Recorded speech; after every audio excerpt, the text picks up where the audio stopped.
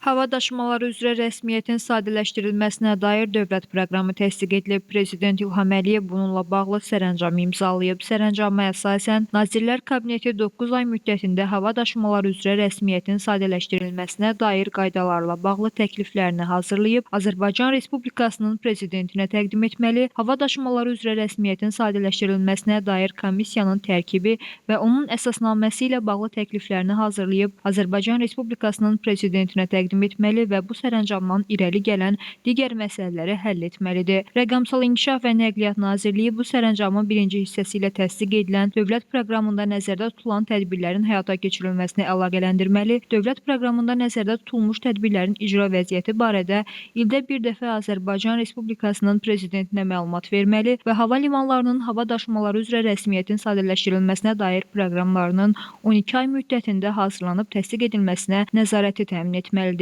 Dövlət proqramında nəzərdə tutulmuş tədbirlərin icrasının monitorinqini və qiymətləndirməsini Azərbaycan Respublikası Rəqəmsal İnkişaf və Nəqliyyat Nazirliyinin sifarişi əsasında İqtisadi İslahatların Təhlili və Kommunikasiya Mərkəzi həyata keçirəcək.